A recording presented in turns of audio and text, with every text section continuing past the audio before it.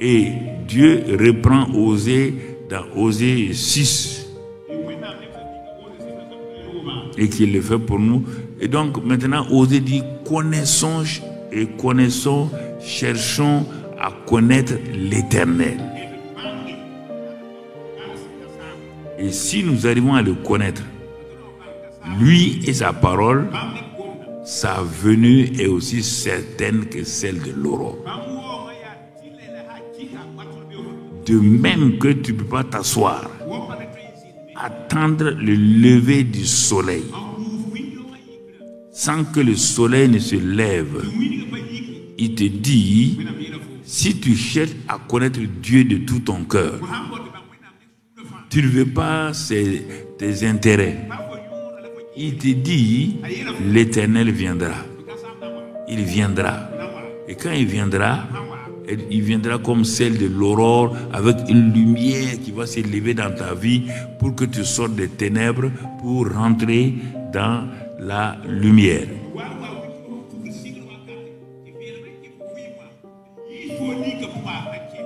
Deuxième chose, il va venir comme la pluie, une bénédiction. On ne peut pas chercher Dieu et sa parole sans que le Dieu lumière, le Dieu amour, le Dieu bénédiction ne vienne nous visiter. Ce n'est pas possible. Même quand Élie était déprimé, il fuyait, il partait loin. Et quand il fuyait, il a trouvé une caverne, là où les serpents, les animaux se cachent. Qu'est-ce qu'il a fait? Élie est rentré dans cette caverne-là, et il ne sait pas s'il y a un serpent là-dedans, il ne sait pas s'il y a un animal sauvage. Il est rentré, et puis il s'est assis. Il s'est assis là-bas. On te dit, il faisait quoi? Il soupirait d'après la présence de Dieu. Il cherchait, il avait faim et soif. Il avait fait le ministère avec l'onction. L'onction a marché. Il a fait descendre même le feu. Oh, c'était extraordinaire. Tout. Il a fait de grandes choses. Il a fait détruire les prophètes de Baal et d'Astarté. Formidable. Mais maintenant, le cœur d'Élie n'était pas fixe sur Dieu et sa parole. Et le diable sait ça. Le diable sait que tu n'as pas la certitude. Que tu es derrière simplement l'onction, tu es derrière seulement les signes et les prodiges. Il a laissé Élie. Et Élie était en train, le lendemain, après que la pluie soit venue, il était en train de raconter ses exploits à des gens dans une maison. Il disait comment il a fait des miracles ici, des miracles là. Ah, les gens étaient assis, ils l'admiraient.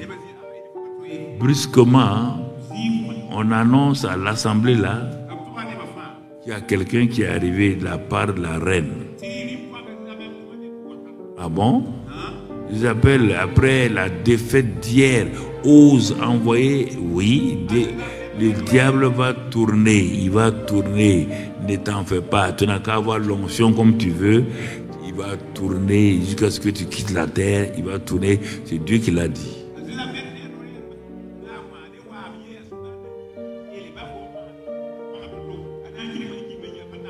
C'est pourquoi quand on te dit de venir à l'enseignement, viens. Ne viens pas quelques jours et puis tu vas à gauche, à droite, à la recherche des miracles. Tu les auras. Mais mon frère, tu ne peux pas dire que ça va t'aider. Maintenant, brusquement, Élie s'était. Les gens disent, Élie, mais continue. Tu étais sur tel récit là. Sur tel témoignage. Tu n'as pas achevé. Il dit, bon, ok, bon, on va voir ça. Bon, j'arrive. On croyait qu'il partait aux toilettes. Il y a appelé la route de la fuite. Alors, vous imaginez, un prophète comme lui, il a fait descendre le feu. Il a fait tuer donc les prophètes de Baal et d'Astarté. Le voilà en train de fuir pour échapper, pour sauver sa vie. Où en es-tu aujourd'hui? Sur quel chemin de fuite es-tu? Là, toi, tu parles, oui, on a prié l'autre jour, j'ai vu tel miracle. Je ne te demande pas miracle. Voici un homme de miracle qui a prié, le ciel s'est ouvert, qui a fait descendre le feu, qui a fait descendre la pluie. Le voilà en train de fuir pour échapper. À quoi et à qui échappes-tu aujourd'hui? À quel problème es-tu en train d'échapper? Quelle est la situation qui t'oppresse? Tu es assis comme quelqu'un qui n'a pas de problème. Alors quand on te regarde là, on sait que tu as un problème. On sait que tu es vraiment dans le feu. Je te pose la question, c'est ça. C'est pourquoi il est rentré là-bas, il a trouvé un peu de répit. Mais il ne va pas rester longtemps. Et brusquement, il voit quoi? L'endroit qui commence à trembler. Dieu te cherchera jusqu'à ce qu'il te trouve. Et tu ne peux pas le fuir. Tu transportes son onction, tu transportes son feu. Tu ne peux pas fuir, aller te cacher.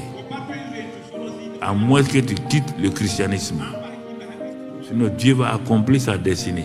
Quel que soit le problème que tu vas traverser. Il est mieux pour toi d'accepter de te soumettre à Dieu que de vouloir fuir. Jonas a fui. Dieu l'a ramené. N'hésite pas. Dieu ne te laissera pas.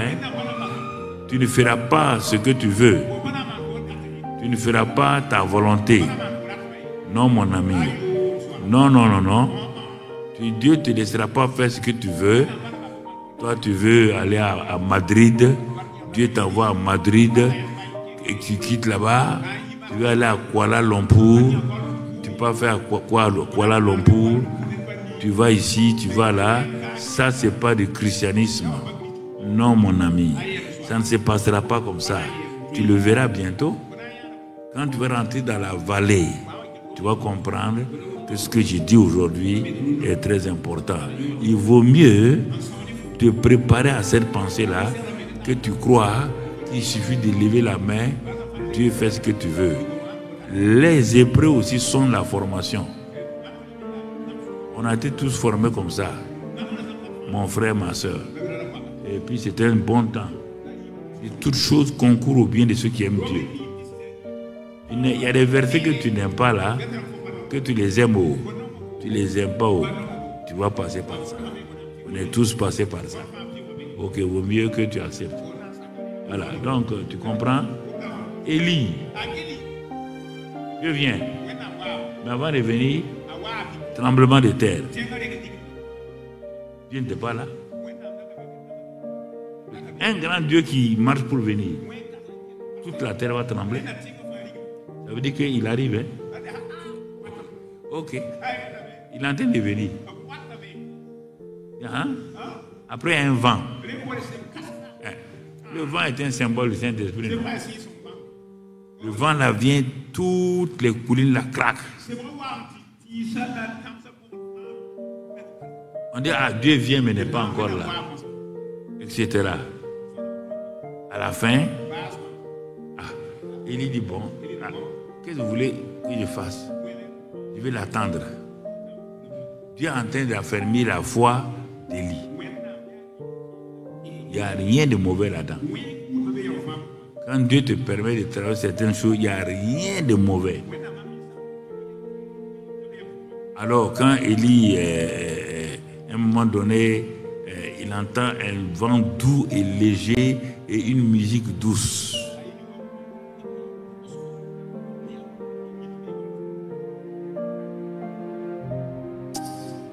Il sait que ça, c'est pas humain. Baisse la tête. Et la présence de Dieu envahit la caverne. La présence de Dieu devient manifeste. La présence de Dieu devient tangible. La peur, la culpabilité, le complexe d'infériorité,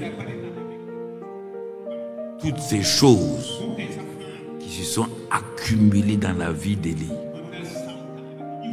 par la présence de la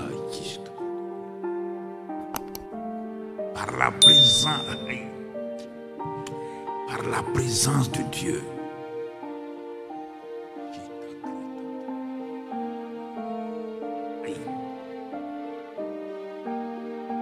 Cette présence est ici maintenant. Par la présence de Dieu. Cette présence-là s'infiltre en Élie.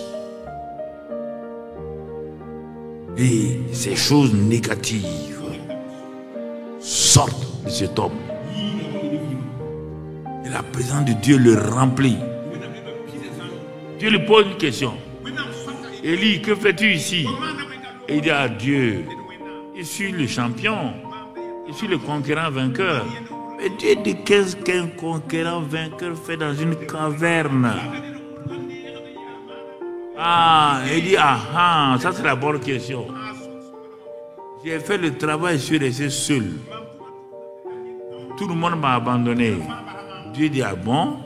Tu es sûr que tout le monde t'a abandonné? Il dit, mais oui. Tu me vois seul, non?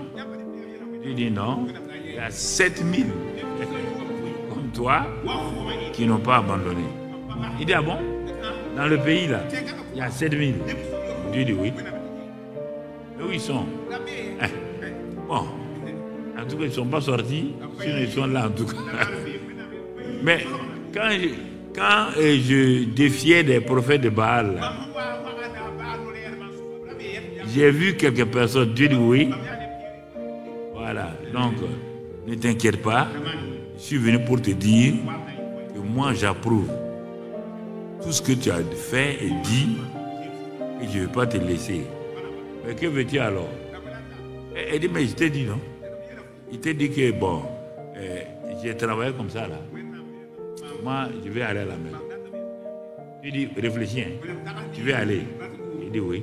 Il dit, bon, ok. Mais pour que tu ailles là, il faut qu'on prépare tes successeurs. Il faut qu'on prépare la nouvelle génération.